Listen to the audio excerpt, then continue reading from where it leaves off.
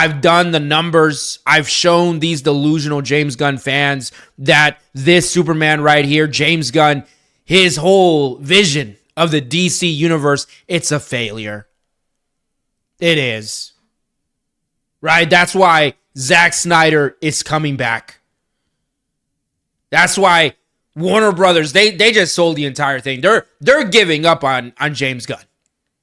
Right? If they had faith that his DC universe would be profitable, do you really think they would be selling right now, chat? Do you really think they would be teasing this right here, the return of Zack Snyder, the return of the SnyderVerse? I mean, what are we even talking about? What more do I have to show these delusional fans? Right? I don't even know if I should call them the fans. I don't know what they are. They need to be institutionalized, if I'm being honest here. You have Jor-El in Man of Steel telling his boy Kal-El he needs to be a symbol of hope. He needs to be a light. Lead humanity to a brighter future. To a brighter tomorrow, chat. And then you got this bum over here, right? And his parents. Right here. Telling him, hey, Kal-El, we picked out Earth for you because the people there are stupid. We want you to go be their ruler. I mean, what are we even talking about? Because that is the biggest argument that I hear from these James Gunn fanboys. Oh, James Gunn, he understands Superman. He gave us a more kind Superman. This Superman is nice. This Superman cries. This Superman is a pussy. That's what we want. That's what we want. Well, he nailed it. He really did. He gave us a beta man. But make no mistake about it, chat. Being weak doesn't make you good. You know what I mean? Being a pussy doesn't make you righteous, doesn't make you good. That's a big misconception that's plaguing our society today. Right? You have these lizards, these woke freaks, James Gunn included, telling our young men that if they are to be good men, they need to wear a dress. They need to sit down when they piss. They need to cry to their broad. They need to whine. They need to get saved like this pussy right here, this Superman. That's what they're trying to tell us, and they are 100% mistaken. That is quite the opposite of what a man should be. Let me tell you something, and I truly do mean this. And Chad, I'm not like one of these red pill guys. I'm not like a alpha guy. That's not what I am. That's not what this channel is. But I feel like this needs to be said. If you are a young man and you are courting a female, if you are looking to start a life, a relationship with a woman, never make the mistake of crying in front of her. Never make the mistake of losing your temper, getting emotional in front of her. Be in control all the time. Be a leader. Because when it's all said and done, that's what these broads want. They want you to be a man. They want you to be someone they can lean on. Someone that will figure it out. You know what I mean? When they're having car trouble, you'll figure it out. Even if you've never worked on a car before, you'll figure it out. The house is burning down. They can call upon you to figure it out. That's what you need to be as a man. And I say that for a reason, because that's not who this bitch is. This version of Superman that James Gunn gave us, that's not who this is. This is someone who spent the entire movie getting belt to ass. This is someone who needed to be saved time and time again.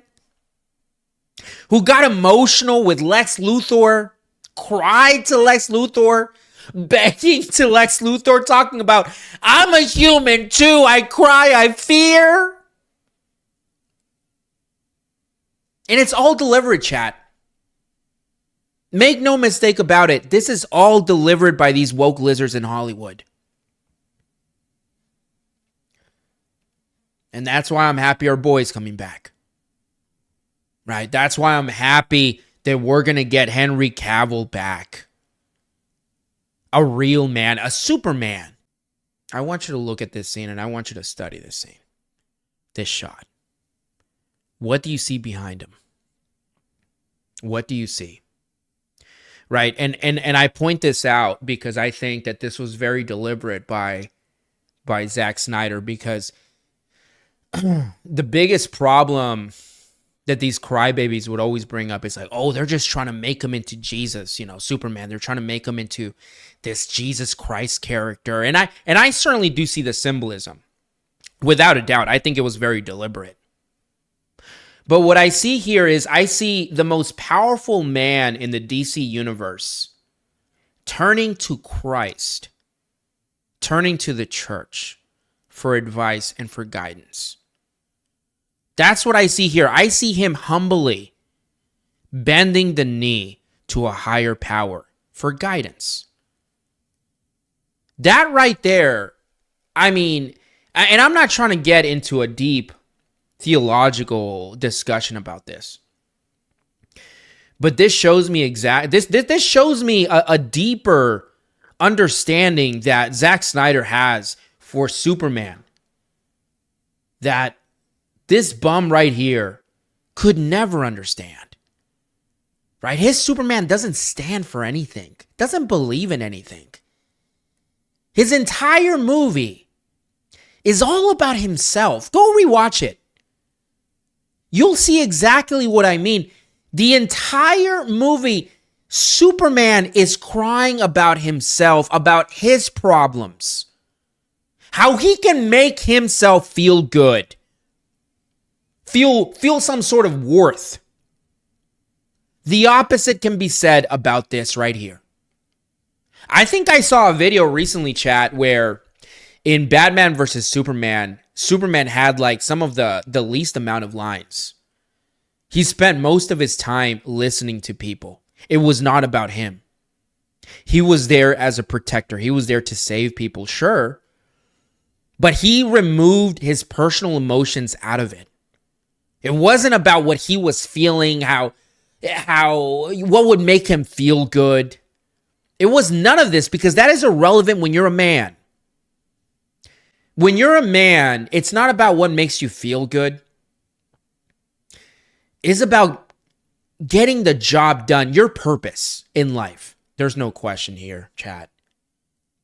There really isn't. Right? One guy is an artist. One guy has vision.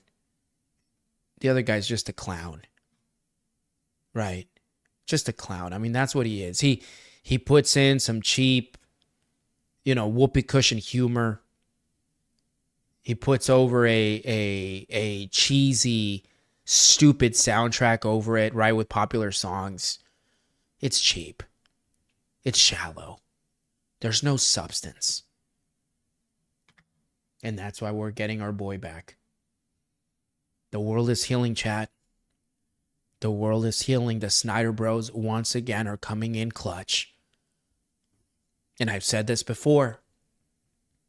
The reason why we're so successful, the reason why the Snyder Bros are able to get shit done, is because we have fucking motion.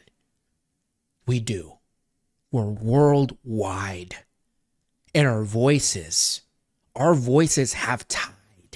We move oceans. When we talk, when we make these videos, and here's another thing, chat.